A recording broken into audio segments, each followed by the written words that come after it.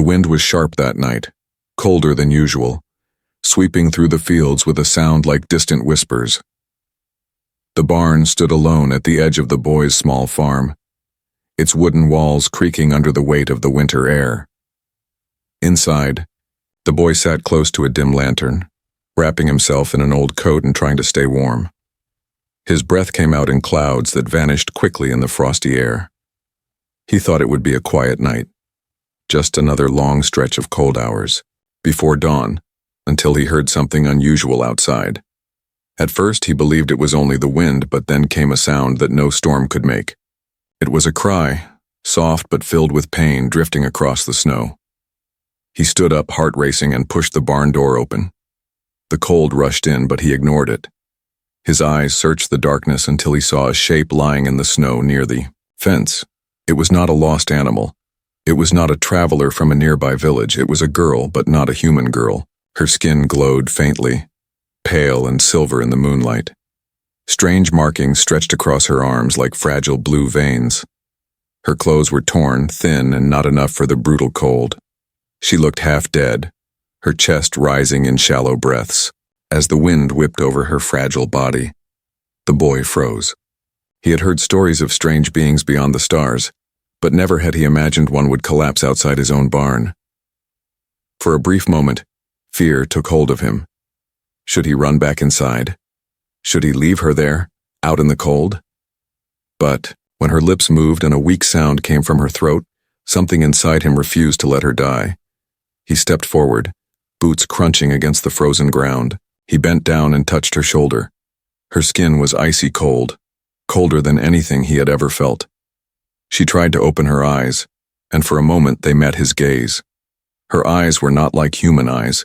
They shimmered with faint rings of silver and blue. But behind that alien beauty was pain and desperation. She tried to whisper something, but her voice broke before a word could form. The boy pulled off his blanket, the only one he had, and wrapped it around her shaking body. The fabric looked huge on her small frame, yet she clutched at it weakly, as though it was the only thing keeping her alive. He could feel her trembling lessen just slightly under its warmth. Without thinking further, he lifted her in his arms. She was lighter than he expected, almost too light, as if she had not eaten or rested for days. Inside the barn, he placed her gently on a pile of hay near the lantern.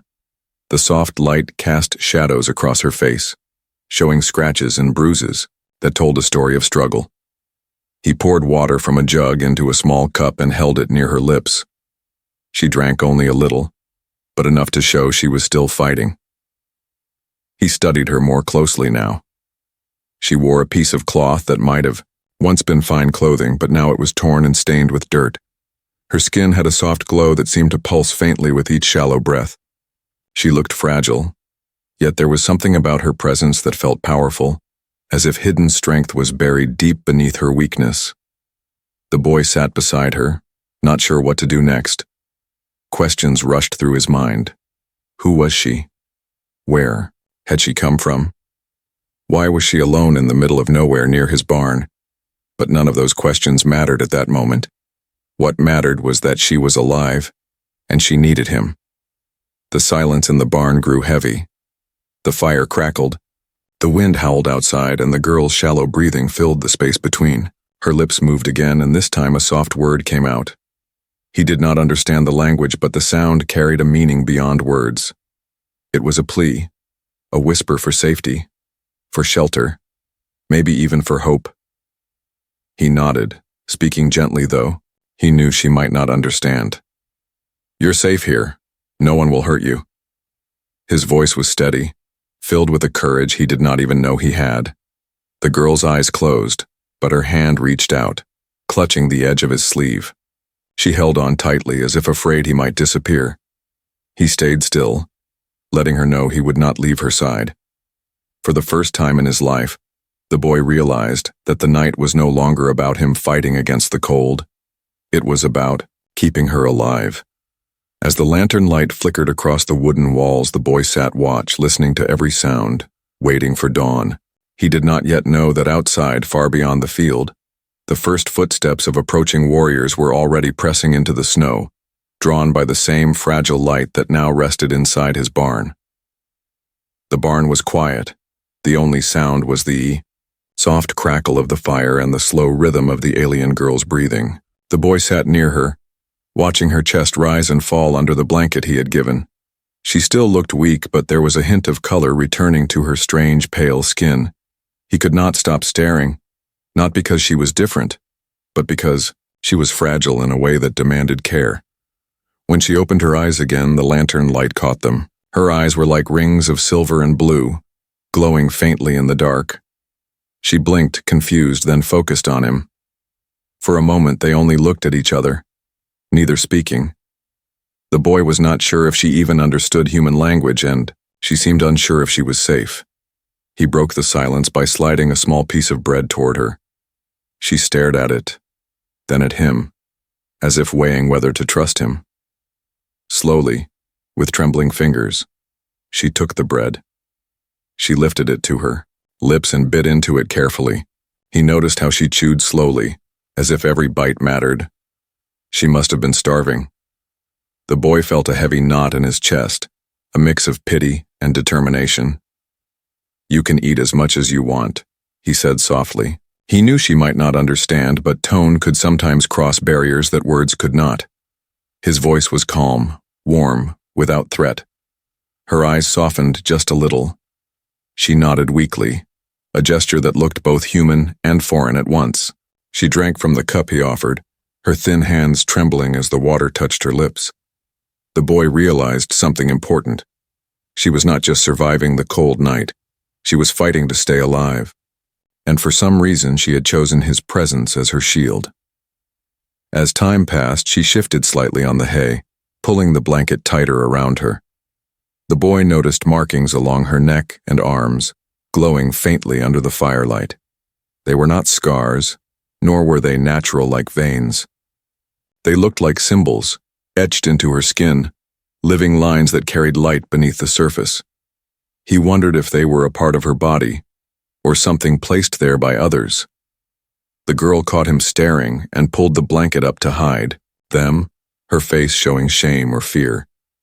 He quickly turned his eyes away, not wanting to frighten her. "It's all right," he whispered. "You don't have to hide." His words were soft, not forceful. And though she may not have understood the meaning, she seemed to understand the kindness. Minutes stretched into hours, yet neither of them slept. The storm outside grew quieter, the wind losing strength, but inside the barn another kind of storm was forming, an invisible bridge between two souls who had never met before this night. The girl tried to speak again, her voice hoarse and broken.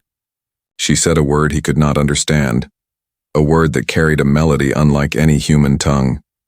He shook his head gently, showing he could not follow, but she repeated it, slower this time, pointing faintly to herself. He realized it was her name. He tried to repeat it, clumsy on his tongue, but she gave the smallest smile at his attempt. A fragile, tired smile, yet it lit her face in a way that made her seem less alien, more alive. He said it again, firmer, and she nodded. Then she pointed at him, waiting. He told her his name. She repeated it, soft and careful, like tasting something new. That moment changed everything. Two strangers who shared nothing, not language, not world, not kind, had found the first step to understanding. The boy noticed her hand shaking as she tried to set the empty cup down. Without hesitation, he reached out and steadied it for her. Her fingers brushed against his, and though her skin was colder than his, there was a spark of trust in the way she did not pull away. Silence filled the barn once more, but it was no longer heavy or uncertain. It was the silence of comfort, the silence of two beings who had begun to understand each other without the need for many words. The boy leaned back against the wall, pulling his knees to his chest, but kept his eyes on her. She shifted slightly in the hay, adjusting under the blanket, and then, in a surprising act of trust, she closed her eyes. Her breathing slowed into the rhythm of sleep. She had decided he was not a threat, not a stranger to fear, but someone who could be trusted enough to guard her rest. The boy stayed awake, determined to watch over her until morning. He knew nothing about her past, But the way she had arrived told him enough. Someone had hurt her, someone had left her to die, and someone might come looking again. He looked out the small window of the barn, his thoughts heavy. Beyond the horizon, the night sky glimmered with strange lights, faint at first, but growing brighter as if something was approaching from the stars. He felt unease coil in his stomach. The girl sleeping under his blanket had not only brought mystery to his barn, she had brought danger too. Still, he did not move from his place. He tightened his coat and whispered into the quiet, "You're safe with me." The words were simple, but they carried the weight of a promise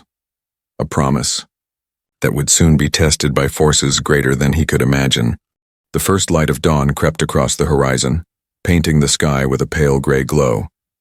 Inside the barn, the fire had dimmed, but the boy still sat awake, his eyes heavy from the long night. He had not dared to sleep. The alien girl remained, curled in the blanket, her breathing steadier now, her face no longer frozen with pain. She looked fragile yet peaceful, as if for the first time in days she had found safety. The boy rubbed his hands together, trying to warm his stiff fingers.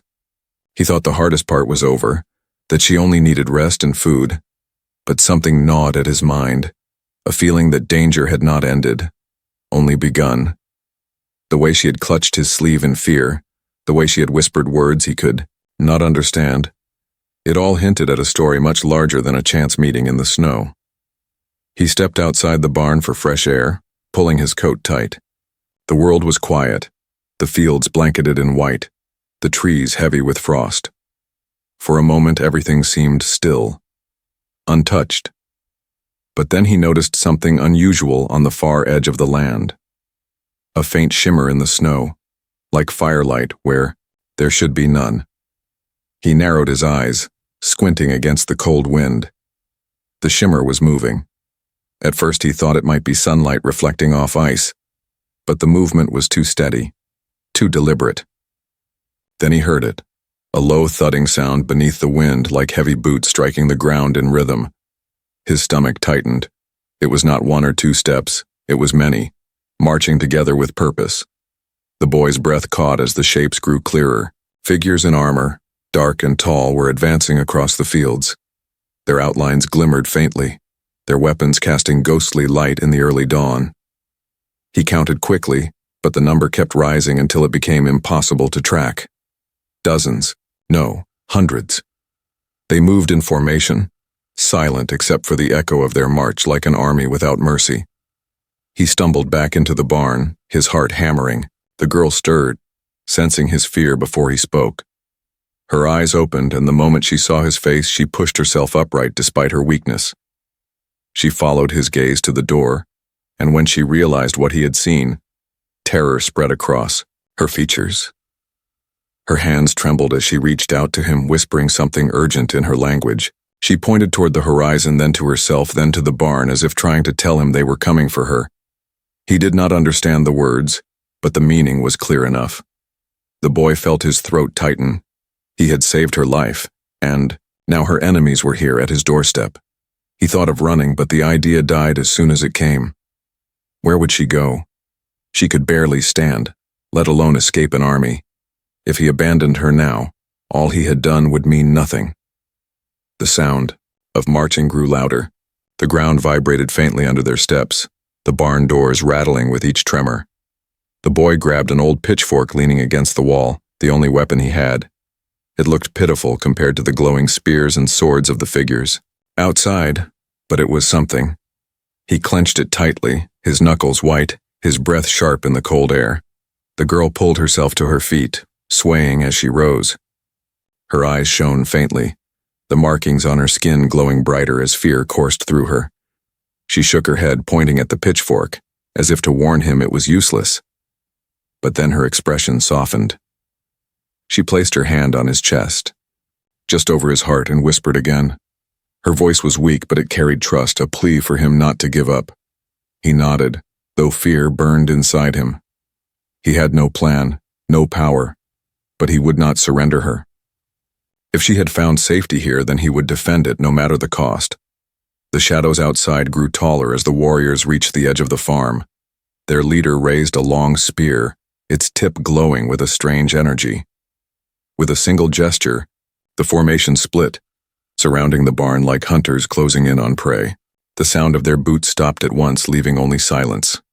Inside the barn, the boy tightened his grip on the pitchfork. The alien girl clutched the blanket around her shoulders, her glowing eyes fixed on the doors. The silence stretched, heavy and suffocating. Then came the sound of metal striking the ground, a sharp command in a language he could not understand. The doors shook as a hand struck them from the outside. The boy's pulse raced. He stood tall, his body between the girl and the warriors, his breath steady despite the storm of fear inside him. The doors began to creak open, light spilling in from the dawn. And there, standing in the rising glow, was the army he had seen. From afar, an endless wall of armored figures, weapons raised, eyes locked on the barn. The barn doors rattled again as the army outside pressed closer. The boy's chest tightened, but he stood firm, gripping the wooden pitchfork like it was a sword of iron.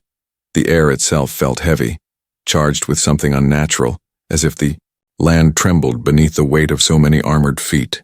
The alien girl rose shakily from the hay, clutching the blanket around her shoulders.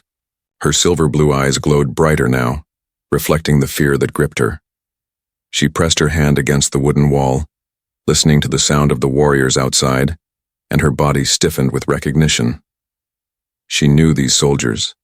She feared them more than the cold that had nearly taken her life. The barn doors groaned, then swung open with a sharp crash. Light from the rising sun spilled across the straw-covered floor. Shadows stretched long as the warriors filled the opening, their armor dark and gleaming, their weapons glowing faintly with power that was not of this world. The boy's breath caught as he saw them clearly for the first time. They were taller than men, broad-shouldered and moving with perfect discipline. Their helmets were carved with strange markings, glowing with the same light that traced across their weapons. They stepped forward in unison, forming a wall that blocked out the morning light. Behind them, more shapes gathered, endless in number, filling the horizon like a tide of steel. At their center stood the leader.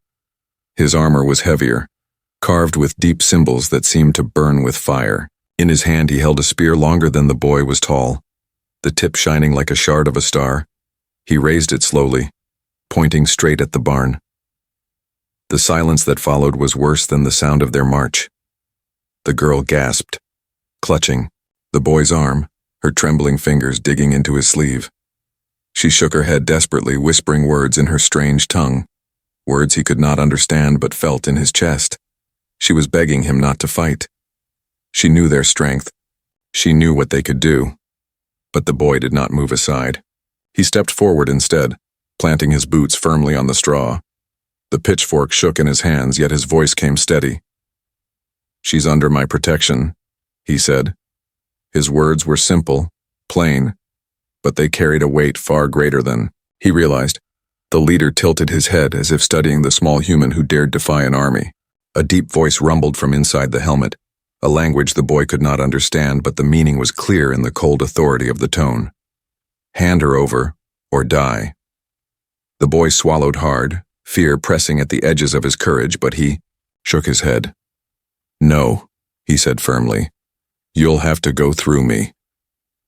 The warriors shifted, their armor clanking softly as they tightened formation, their weapons lifted in perfect unison, glowing brighter. The barn filled with a deadly light, casting long, sharp shadows across the hay. The girl stepped forward now, though her body was still weak. She pushed herself between the boy and the army, her eyes flashing, the glowing symbols across her arms and neck brightened, pulsing like fire in her veins. She raised her hand, speaking in her own language, her voice filled with urgency. The leader froze for a moment, his spear still raised, his head tilting slightly as he listened. The other warriors hesitated, their weapons held but unmoving, waiting for his command. The boy glanced at her, trying to understand. She was not only a victim running from these warriors, she was someone important to them. The way they hesitated, the way their leader's eyes locked on her, it was not the reaction of hunters to prey. It was something more complicated, something that carried history and meaning. The leader lowered his spear slightly but did not step back.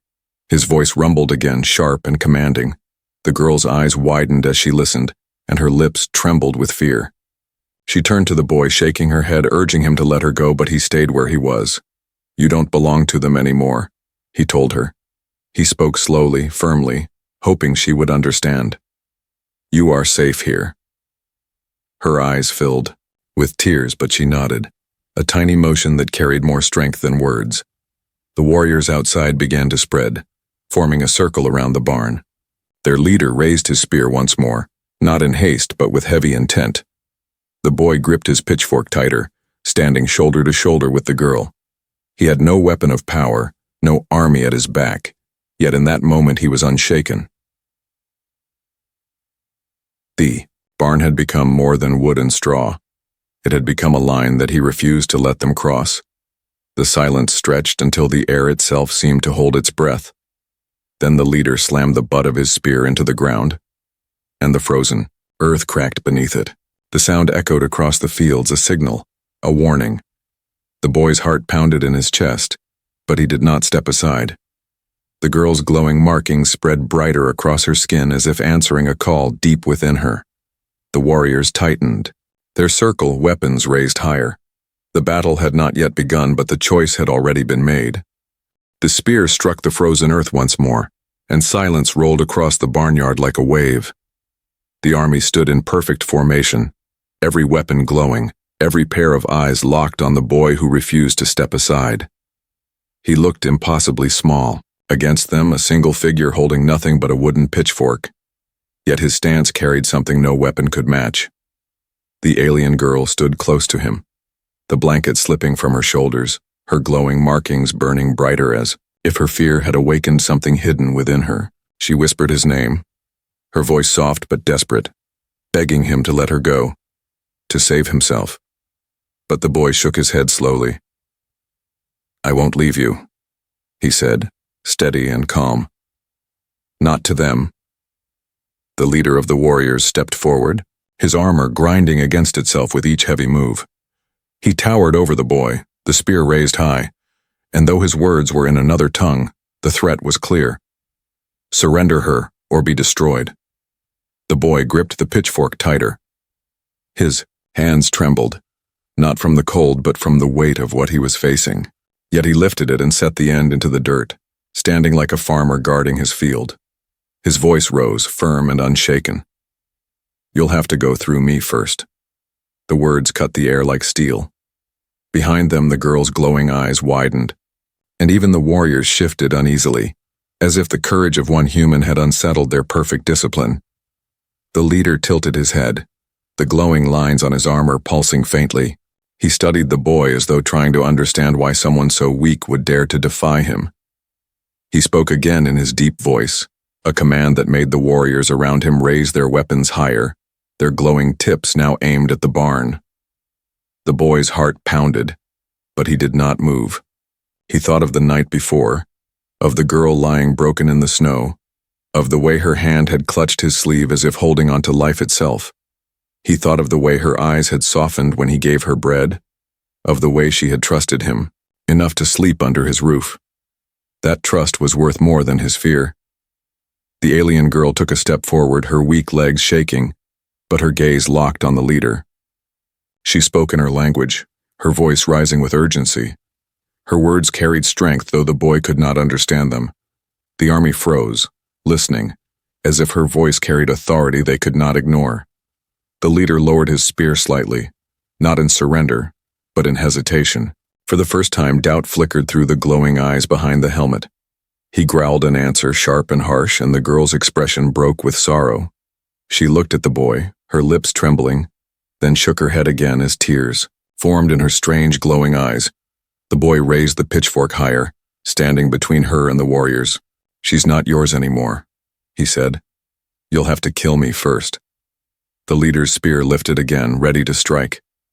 The warriors around him tightened their circle, every step in unison, the frozen ground trembling under their boots. The boy knew he could not fight them, not with wood against fire and steel, yet he planted his feet as if the earth itself had given him roots. The girl suddenly cried out, louder than before. Her body trembled as the glowing markings across her arms and neck flared with light. It was no longer faint. It was blinding, pulsing with energy that spilled into the barn like waves of fire. The warriors faltered, their weapons lowering, their formation breaking for the first time. The leader hissed something sharp, his voice echoing with anger, but even he took a step back. The girl fell to her knees, clutching her chest as the glow surged through her, yet she still looked up at the boy with fierce determination. She pointed at him, then at herself, then at the army, her meaning clear. They would face this together.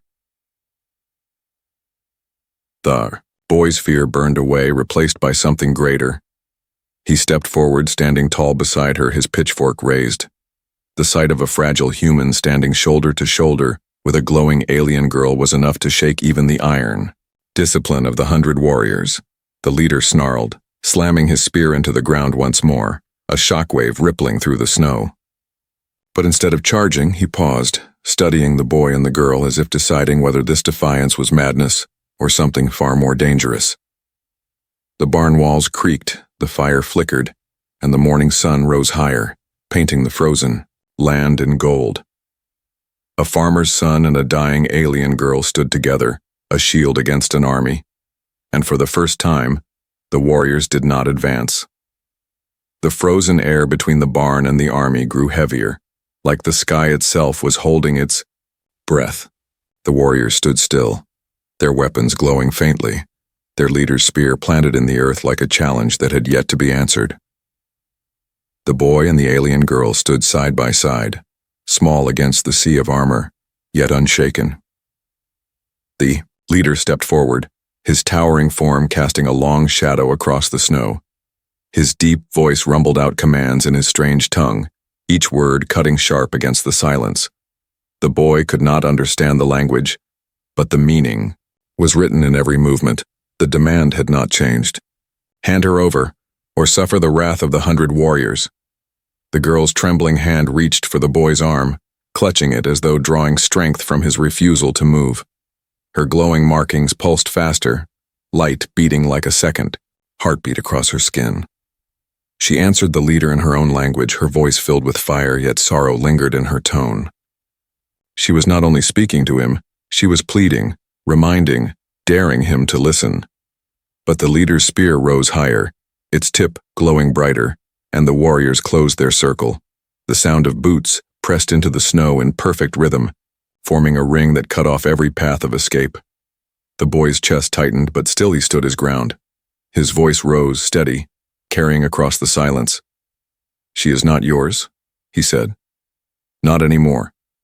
You'll have to kill me first." The words were simple, yet they echoed like thunder. The warriors shifted uneasily, glancing at one another as if the defiance of a single human stirred something they did not expect. Their leader, however, did not flinch. He raised his spear fully, light bursting from its tip, and the earth shook, as though even the ground feared what was to come. The girl cried out, falling to her knees, her hands pressed to the ground.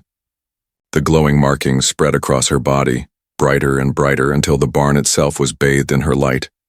The warriors halted, their formation breaking as the glow seared their eyes. Even the leader's steps faltered, his spear lowering, slightly. His gaze locked on her as if witnessing something he had long forgotten. The boy knelt beside her, wrapping his arm around her shoulders.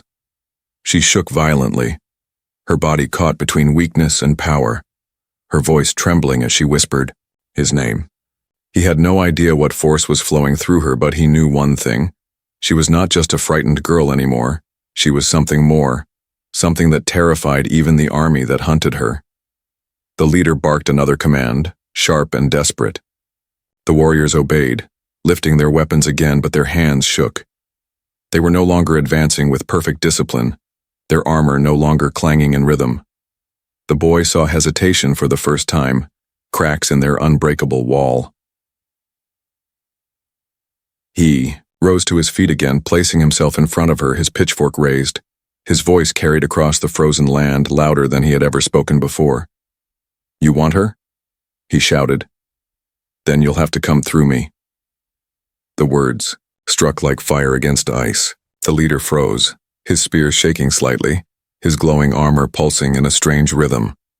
For the first time, the boy realized the army was not just looking at him with anger.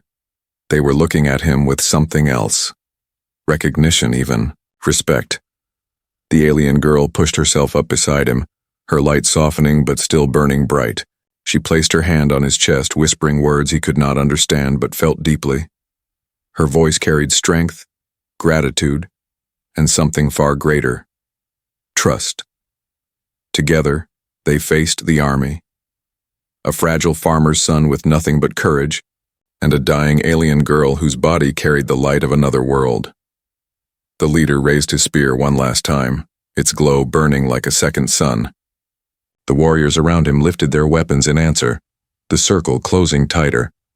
The boy planted his boots firmly into the snow, his pitchfork braced, his heart steady. The girl's markings flared again, answering the threat with her own, rising light. The test had begun. It was not a test of weapons or numbers or power. It was a test of courage, of whether one human's defiance and one alien's fragile trust could stand against 100. And as the first clash of light filled the dawn sky, the boy did not step back. He stood his ground. The frozen land shook as the leader's spear blazed brighter than the rising sun. The army tightened its circle, every weapon raised, every soldier ready to strike. The boy stood in front of the alien girl, gripping his pitchfork as if it were a sword of destiny. Fear pounded in his chest, but his feet refused to move. The alien girl rose beside him, her markings glowing like fire under her skin. She no longer looked weak or broken. She looked like someone awakening to her true self. Her eyes locked on the leader, and in her strange tongue she cried out words that rang with command. The warriors flinched, their weapons trembling. The leader lowered his spear slightly, his gaze narrowing. His voice thundered across the snow, heavy with demand. Surrender her, or die. The boy stepped forward, his voice louder than his fear. No, she is free. She stays here. The words carried across the field like an arrow loosed into the sky. For a long moment the army did not move. Their discipline held, yet something had cracked. The courage of one human had unsettled 100 warriors. The alien girl's light flared brighter, filling the barn and spilling into the fields. Her markings stretched across her arms like living fire. The warriors stepped back in unison, their perfect circle breaking. Even the leader's spear trembled, the glow at its tip flickering. He growled another command, but hesitation had already spread through his ranks. They had never faced resistance like this. Not from armies, not from kings, and certainly not from a lone boy with nothing but a farmer's pitchfork. Yet here he stood, his courage undeniable, his defiance unshaken. The girl took his hand, her voice softer now, speaking his name as if it gave her strength. She stepped forward with him, facing the leader together, her light pulsed in rhythm with his steady breath, human courage and alien fire blending into something neither side could deny. The leader's eyes burned through his helmet. He raised his spear one final time, holding it high as if ready to bring judgment down upon them both. The boy lifted his pitchfork. The girl raised her glowing hand, and the silence deepened until even the wind seemed afraid to move. Then, without warning, the leader slammed the spear into the ground. The earth cracked, snow exploding outward. But instead of striking them down, he lowered the weapon and stood still. The warriors froze, waiting. The leader stared at the boy, his glowing eyes locked on him. Slowly, with a heavy motion, he pulled his spear upright and pressed the blade into the snow in front of him. It was not an attack, it was a sign. The boy blinked, unsure of what he was seeing. The alien girl gasped, her eyes wide with shock. She whispered something in her language, her voice trembling not with fear but with disbelief. She understood. The leader dropped to one knee. The army followed, 100 armored figures bowing as one, their weapons lowered into the snow. The boy stood frozen, the pitchfork trembling in his hands, his mind unable to grasp what had just happened. The alien girl's tears glowed in the light that still burned across her skin. She turned to him, her voice breaking as she whispered his name again. She pointed to the kneeling warriors, then to him, her meaning clear. They were not bowing to her. They were bowing to him. The leader raised his head, his deep voice rumbling, with words the boy could not understand, yet the weight of them sank into his bones. This was not surrender out of fear. This was recognition. The boy had passed the test of courage. The army that had come to take her away now saw him not as prey, not as a fool, but as something greater, a protector worthy of respect. The boy lowered his pitchfork slowly, his chest rising with heavy breaths. He had not fought with weapons, he had not struck a single blow, yet he had won something far greater. The alien girl stepped closer, pressing her forehead gently against his arm, her body shaking with relief. She was alive. She was free. And it was because he had chosen to stand when no one else would. The leader rose, his spear no longer raised in threat. He gestured to his warriors, and they began to retreat, their formation breaking as they melted back into the horizon. Their footsteps faded, leaving the barn once more in silence. The boy dropped to his knees, exhaustion flooding through him. The girl knelt beside him, wrapping her arms around his shoulders.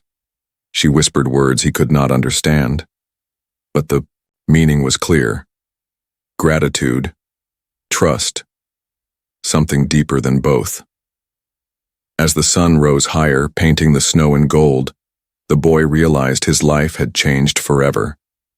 He had given a dying girl his blanket, and in return he had gained something far greater, a bond that had turned an army of warriors into witnesses of his courage. The barn was no longer just wood and hay. It was the place where two worlds had met, and where one choice had changed everything.